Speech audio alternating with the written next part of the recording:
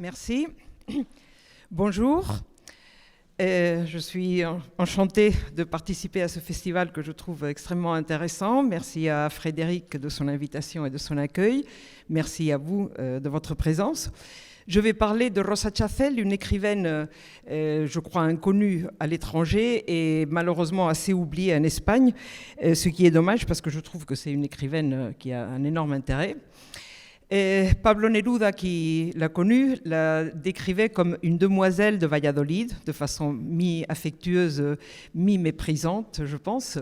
Et Valladolid est une petite ville ou ville moyenne espagnole qui a une réputation pour être très conservatrice, mais Rosa Chacel est née dans une famille libérale et cultivée, et elle n'est pas allée à l'école. J'ai souvent remarqué que souvent des femmes qui sont très originales, sont très créatrices et audacieuses, sont celles qui ont été éduquées à la maison. C'est le cas de Rosa Chacel, qui a été fille unique jusqu'à la naissance de sa sœur quand elle avait 13 ans, qui était éduquée à la maison et qui avait un rapport presque sur un pied d'égalité avec ses parents, ce qui, je pense, l'a beaucoup marqué. Elle disait que ses parents ne lui avaient jamais dit « ceci n'est pas propre aux filles, ceci n'est pas une chose de fille ». Je vais vous présenter rapidement Rosa Chacel pour après me concentrer sur les deux choses qui, je pense, l'ont beaucoup marqué, le fait d'être une femme et le fait d'être espagnole. Elle avait 10 ans quand sa famille a déménagé à Madrid, et là, elle a fait l'école des Beaux-Arts où elle a commencé à étudier la sculpture. Elle a même participé à une grande exposition où sur 68 artistes présents, il y avait seulement 2 femmes, elle en était une. Et à Madrid, elle a fait la connaissance des écrivains les plus importants de son époque, et notamment du grand maître à penser de cette génération, qui était le philosophe José Ortega y Gasset. Ceci est la maison où elle a vécu à Madrid, que l'on ne visite pas mais qu'on peut encore voir de l'extérieur, qui a beaucoup de caractère, dans le quartier qu'on appelait à l'époque Barrio de Maravillas, quartier des merveilles, qui maintenant s'appelle Malasaña. Elle a rencontré son futur mari, un peintre, Timoteo Pérez Rubio, l'auteur de ce portrait que nous voyons ici. Elle a eu un seul enfant. Elle a vécu en Europe, notamment à Rome, où son mari avait une bourse en tant que peintre dans les années 20. Et alors, elle a fait partie du groupe de la Revista de Occidente, mais je pense qu'il est intéressant de lire des déclarations qu'elle ferait bien plus tard dans sa vieillesse à la professeure américaine Shirley Mangini sur son intégration ou son manque d'intégration dans ce groupe. Elle disait « J'ai assisté parfois aux réunions de ce salon-là, le salon donc de Ortega y Gasset. Pas souvent. Pour moi, c'était un martyr. Mes difficultés dans le monde n'ont jamais été littéraires. C'était des difficultés sociales. Je n'étais pas à l'aise en tant que femme sans le sou. » Je pense que c'est intéressant de voir que, et pour les femmes, enfin, je pense que l'une des raisons de la discrimination des femmes, de leur difficulté d'accès à la création, c'est le fait qu'elles ont du mal à s'intégrer dans les groupes, plus en Espagne peut-être qu'en France, parce que nous n'avons pas cette institution des salons littéraires. Elles avaient du mal à s'intégrer dans les groupes de créateurs, qui sont des groupes très importants pour l'échange d'idées et pour le soutien. Parce que quand elles s'intègrent, bon, souvent, si elles s'intègrent, elles finissent par épouser l'un des membres du groupe et donc par disparaître un peu. Ou alors, si elles ne le font pas, elles ne sont pas vraiment tout à fait admises, sauf si elles sont très riches. Dans ce cas, elles ne sont pas vraiment admises sur un pied d'égalité non plus, c'est autre chose. Je pense que quand Rosa Chacel soulignait qu'elle était une femme et n'avait pas le sou, en plus après elle raconte qu'elle était mal habillée, qu'elle en était très consciente, elle se compare, même si elle ne le dit pas, à Victoria Ocampo, la milliardaire argentine, qui elle aussi, quand elle était à Madrid, fréquentait le cercle de Ortega y Gasset, mais évidemment était beaucoup mieux reçue puisqu'elle était très riche et qu'elle avait une revue littéraire où ces gens pouvaient publier. Bon, elle prépare son premier roman. Elle est très influencée par les idées de Ortega, qui étaient des idées qui étaient en cours dans les années 10 ou dans les années 20, les idées de Ortega sur le roman, où il dit « Le romancier ne devrait pas se donner tant de mal à trouver une action. N'importe laquelle fait l'affaire. Il doit plonger à l'intérieur de ses personnages et remonter en serrant dans son poing des perles abyssales. L'argument ne doit être qu'un prétexte, le fil qui relie les perles du collier. Ça, c'est le programme que Rosa Chacel a appliqué à la lettre pendant toute sa vie et je pense qu'elle a un peu exagéré. Je vais vous en donner un exemple, puisque je ne suis pas professeur à l'université, je peux l'avouer. J'ai lu son roman, son premier roman, Estación Ida y Vuelta, de 1931, j'ai trouvé très bon. Et ce n'est qu'après que j'ai lu l'introduction par une savante professeure de l'université espagnole et qu'en lisant cette introduction, j'ai appris que dans le roman que je venais de lire, il y avait un adultère et un assassinat. Ça m'était passé inaperçu, tellement, tellement elle est discrète ou méprisante sur ces petits faits qui ne méritent pas l'attention de l'auteur. Donc, la guerre civile a éclaté en Espagne, comme vous le savez, en 1936, et Rosa Chacel, comme pratiquement tous les intellectuels, a soutenu la République et a dû s'exiler. Elle est partie d'abord à Paris en 1937. Quand elle a dû quitter Paris, elle écrit dans son journal « C'est la seule ville qui m'a fait pleurer à chaudes larmes parce que je devais la quitter ». Et elle a fini, pour des raisons X, au Brésil, où elle était non seulement exilée, mais en plus très isolée. Pas comme ceux qui sont partis au Mexique ou en Argentine, où il y avait quand même des groupes d'exilés. À Rio de Janeiro, elle était pratiquement seule. En plus, son mari vivait la plupart du temps dans une autre ville où il a abandonné la peinture en tant qu'artiste et il s'est occupé d'une usine de peinture. Et donc, elle était plus ou moins toute seule à Rio de Janeiro à élever son fils. Et elle a commencé à tenir un journal, et c'est par ce journal que nous savons à quel point elle était malheureuse et isolée. Par exemple, elle écrit « Mon Dieu, qu'est-ce que je fais ici, séparée de mes semblables ?» Et elle a un problème qui, à mon avis, est souvent le cas pour des écrivaines, c'est un manque d'interlocuteurs. Elle n'a pas un milieu, des critiques, etc., avec qui elle pourrait parler, avec qui elle pourrait discuter de son œuvre. Enfin, c'est un peu ce que je disais avant, les femmes ont du mal à s'intégrer dans un cercle pour plusieurs raisons, par exemple parce qu'elles se consacrent à leur famille. Et alors, je trouve que c'est assez pathétique et que c'est un symptôme de ce que je dis, le fait qu'elle écrit un livre qu'elle considère son chef-d'œuvre, qui n'a absolument aucune réception, elle ne reçoit aucun commentaire, c'est vrai qu'elle le publie en exil, mais en cherchant, parce que parfois elle pense que c'est le livre qui restera de l'Europe au XXe siècle, et parfois elle pense qu'elle s'est complètement trompée et que ce livre ne vaut rien, et elle avoue l'avoir relu 30 ou 40 fois. C'était en plus une femme qui n'était pas sympathique. Elle reconnaît elle-même dans son journal qu'elle provoque un coup de foudre négatif, c'est-à-dire la haine à première vue. Et en plus, elle est très complexée du fait de sa culture autodidacte. Et c'est là qu'entre son rapport à l'Europe, au centre de l'Europe, à la grande culture européenne. Par exemple, quand elle lit Ulysse de Joyce, elle écrit dans son journal « L'Ulysse me dépasse car il me fait voir à quel point mes prétentions sont impossibles. La plupart des choses que je veux écrire sont d'une telle envergure qu'elles auraient besoin pour se développer d'une culture comme celle de Joyce. Mes connaissances sont immenses, mais mal acquises, piratées ici ou là, au hasard. Et alors, ce regret qui revient et revient sous sa plume, pourquoi il ne m'a pas été donné, ne serait-ce qu'une fois dans la vie, de parler jusqu'à m'en lasser avec les gens qui sont à l'avant-garde de la pensée. » C'est vrai qu'elle était en exil et que ça compte beaucoup, mais il y avait aussi le fait, je pense qu'elle était une femme. Par exemple, elle écrit parfois au philosophe Julián Marías, qui était resté en Espagne, et qu'elle considère un interlocuteur digne d'elle et à qui elle expose ses pensées. Et Julián Marías ne lui répond pas, alors qu'elle sait, à l'époque les lettres se perdaient, elle pense que peut-être la lettre s'est perdue, mais non, parce qu'elle reçoit une réponse de la femme de Julián Marías, mais pas de lui. Et avec la femme de Julián Marías, il parlait d'affaires de famille, etc., mais elle voulait le dialogue avec le grand philosophe. Pendant sa longue période en exil, qui a duré plus de 30 ans, elle a publié plusieurs livres, Memorias de Leticia Valle, qu'on a comparé à Lolita dans le sens où c'est l'histoire d'une fille de 12 ans qui habite dans une petite ville, qui reçoit des leçons de piano d'une dame, et puis le mari de la dame devient aussi son professeur. Et après des événements obscurs, du moins pour moi, mais je pense qu'en général elle est assez obscure, ce professeur se suicide.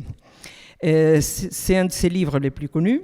Puis elle publie La Sin Razón, La déraison, son roman le plus ambitieux, mais à mon avis pas très réussi. Moi je pense que bon, c'est souvent d'ailleurs le cas, que les livres les plus ambitieux ne sont pas les plus réussis. Et puis une autobiographie délicieuse de ses premières 10 années, Desde el amanecer, depuis l'aube. Elle rentre en Espagne, veuve déjà peu avant la mort de Franco. Elle publie un autre roman, si vous allez la lire, bien sûr si vous parlez l'espagnol, je vous conseillerais de lire celui-là, Barrio de Maravillas, un roman sur l'amitié de 2 adolescentes et leurs projets et leurs conversations. Et elle publie son journal. Moi, je suis une fanat de ce journal. C'est vrai que le genre journal est un genre que j'adore, que j'aime beaucoup, et je pense que c'est un très grand journal. C'est un journal difficile, comme tout ce qu'elle écrit, parce qu'il n'est pas très narratif.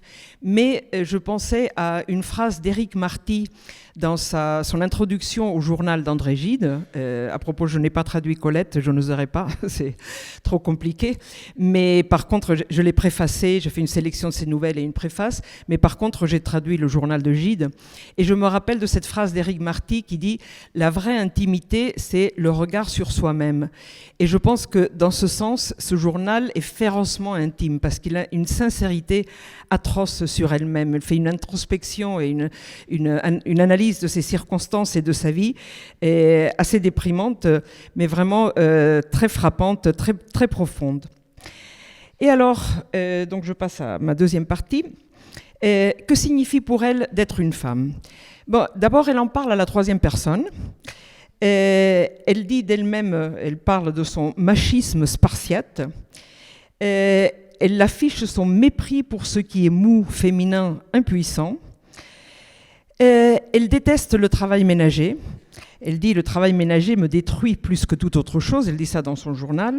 « Des merdes infinies d'ordre féminin m'empêchent d'être ce que je suis, de faire ce que je veux faire ».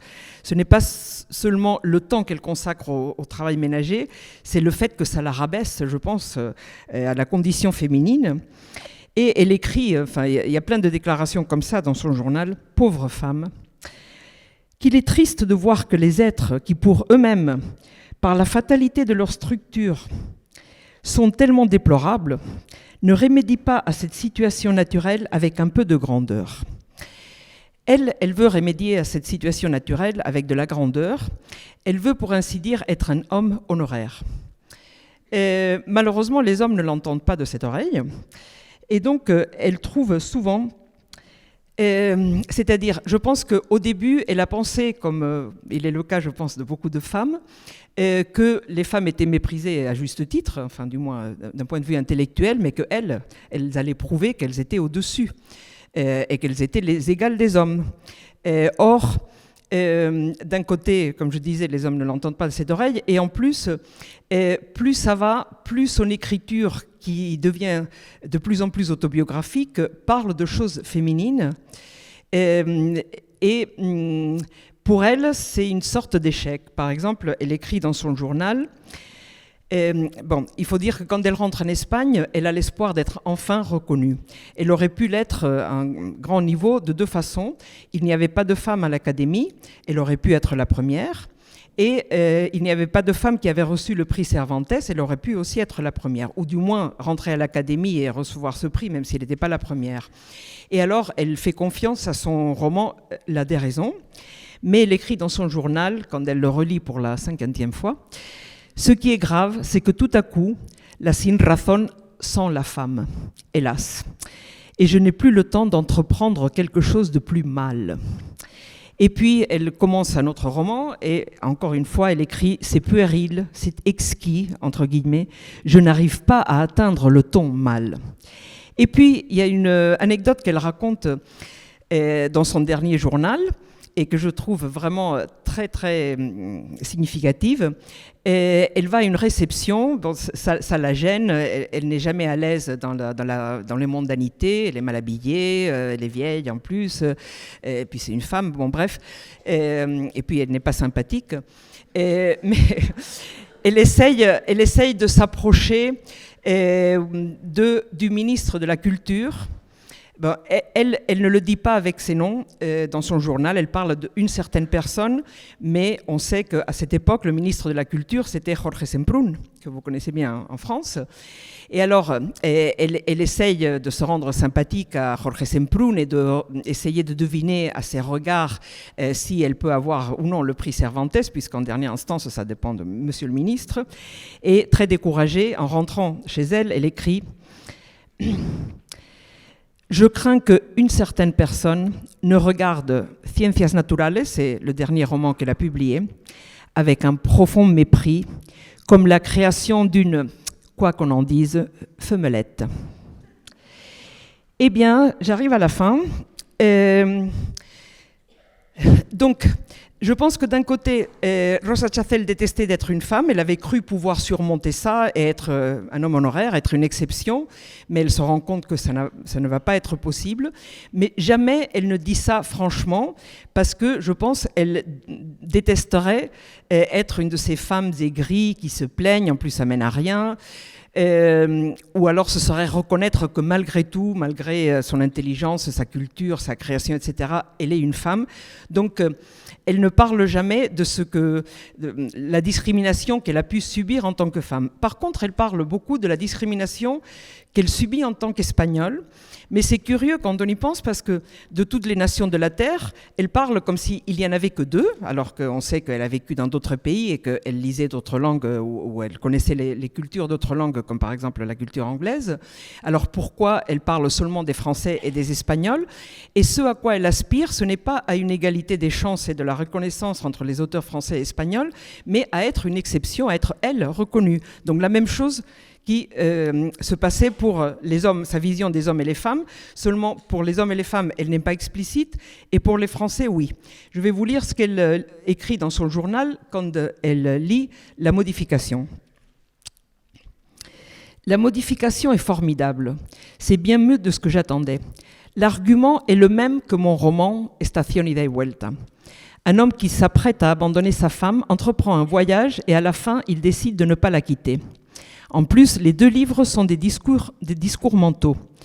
Bien sûr, il est infiniment supérieur au mien, mais sans doute Butor n'avait pas comme moi 22 ans quand il l'a écrit.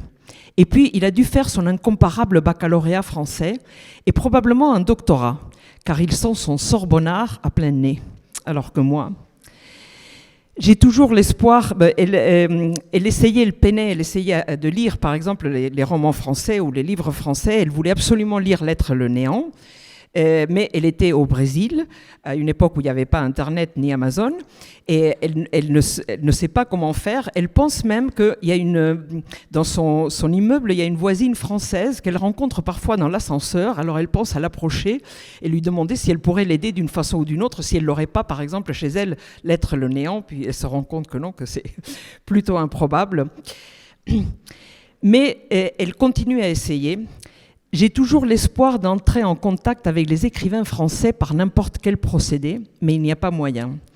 Alors que plus le temps passe, plus je vois clairement ce que j'ai fait et surtout ce que je me suis proposé de faire, plus il est évident pour moi que parmi eux seulement, je serai vraiment à ma place.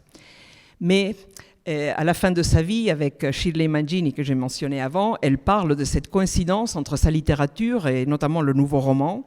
Elle dit qu'on l'a un peu accusée de plagiat, mais que c'est absurde parce qu'elle n'avait pas lu tous ces auteurs quand elle a commencé à écrire, etc. Mais de façon très pessimiste, elle conclut... Ah, pardon.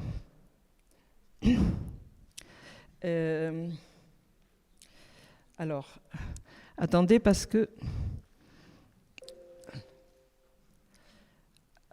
J'ai un problème avec le... Oui, je finis, je vais passer à ma dernière diapo, mais j'ai un problème avec le PowerPoint. En tout cas, elle dit « Quoi qu'il en soit, coïncidence ou plagiat, eux survivront et nous coulerons. » Et je passe maintenant à ma dernière diapositive.